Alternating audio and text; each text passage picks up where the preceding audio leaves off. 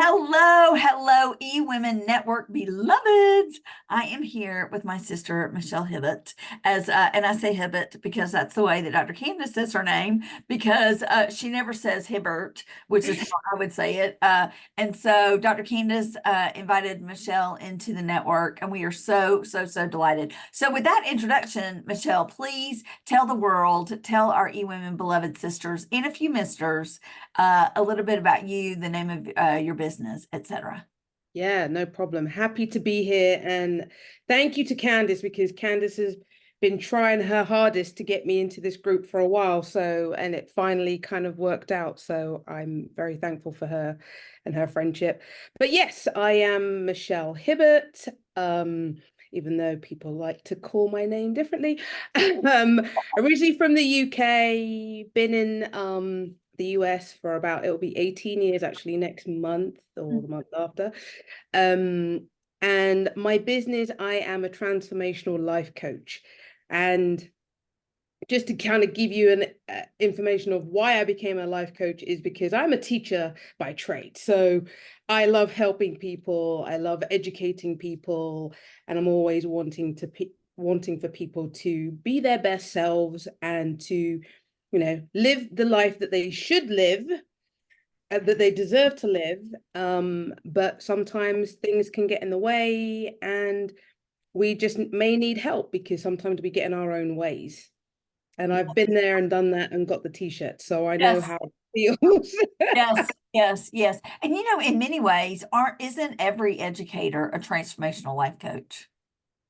I Pretty mean, much. just the way you just said it, I was like, I'm an educator, but I much prefer transformational life coach because, yes, I mean, that is what is the transformation. It's that light bulb moment that Yeah. we look for every day in our students. That's so powerful. So, who is a great connection for you?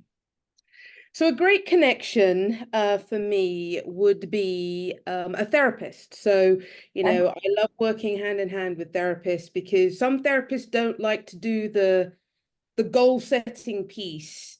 They are looking more on the cognitive side, which is great because, again, past traumas that people have, that's not my forte. I stay in my lane. But working on those past traumas can actually obviously help someone move forward in their lives. And then I'm here to help with the goal setting and the accountability to make sure that whatever they want to transform in their life, that we are putting some actionable steps. They're not big grand steps, because that's where people fail. They'll make these big grand steps, and then when they don't achieve one thing, it's like everything Yes, doesn't go the way that they want to, and then it's like, okay, I failed. But yes, it's not necessarily you failed, it's just the fact that it was too big, and let's break it down into smaller steps. yes. So yeah, therapists are good. Also, which I've just discovered, people in the home care industry, and I'm looking at your face like, because Yeah, exactly. Leaning in. I would like to talk to the adult children, because they're the ones that are Oh, struggling, and they're wow. overwhelmed with trying to balance, their lives as well as their parents' lives, and they may need help on Yes, that connection, because again, they're trying to do lots of things. I'm not saying too many things, lots of things. yes, They just may need to kind of have that person to say, okay, we can do this and we can do this, and let's put a plan together, and let's put you here, and let's time block, and let's give you some self-care time. So, yes. those people, I'd love to help, because I know that can be very, very overwhelming, very stressful, in that kind of like arena. So yes, Yes. now you kind of think, oh, that makes sense. Exactly, exactly. And I have somebody very specific in mind. So I will introduce you. Perfect. So what would you say is your biggest opportunity or challenge right now? Um, I've got a couple of things. Okay. I'll say challenges. The challenges I feel, and I'm going kind of like on a broader aspect, is the fact that yes, we've had COVID, and that got people to understand, how their life is and was, and probably the divorce rate was a little bit higher, but people are still reluctant to receive help. Hmm. And I think it's a bigger aspect than me. And I believe, again, I could be wrong, that the US people don't like to get help. Mm.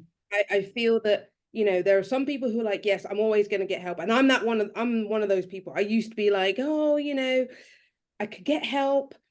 Mhm. And but again, I just feel that there's a bigger aspect that people feel that they are weak, Yes. they have to get Yes. help. And it's not Yes. about weakness, it's Yes. about just getting you stronger Yes. where you want to get to. Yes. And we just need to kind of chip away and break that kind of Yes. mold, Yes. um, because it's okay to ask for help. Yeah. Because think about it, all the people who are famous, how much help do they have? I'm sure they've Right. got a personal trainer, a business coach, a life coach, Right. a money coach, you name it, coaches, and they're successful. Right. So I Right. just feel that challenge, it's Yes. bigger than me, and it's okay to ask for help.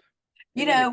know, the very first time I attended an event at the King Center, the Martin Luther King Center, it was a 2-day orientation to Dr. King's methodology and philosophy of nonviolence.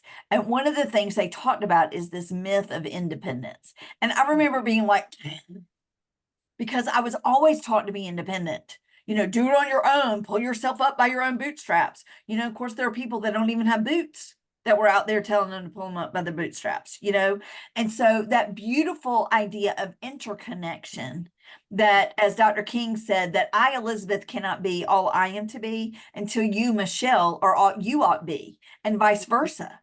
And how Mhm. beautiful that is. So that is a huge challenge, and I join you in let's eradicate that challenge. That's beautiful. Yeah, That's yeah, beautiful. definitely. And then opportunity. So the opportunities that I'm looking for, because I need to step out of my comfort zone, just like everyone. And obviously with my clients, they need to step out of their comfort zone. I am looking for more speaking opportunities Oh, because, yay. again, that's something I need to do more of, to share that it's okay to get help because it's necessary, right? So that would be kind of one of the opportunities that I'm looking for. But yeah, hope that's answered your question. Oh, yes. Fabulous, fabulous, fabulous. So this last question is an author here in Georgia. Her name is Barbara Brown Taylor. And Michelle, it is simply, what is saving your life right now? It could be flaming hot. Somebody has said flaming hot Cheetos. Somebody has said Zoom. Somebody has said their faith tradition. So somewhere, wherever you want to land with that, Michelle, or if you've got a couple of different answers, what is saving your life right now?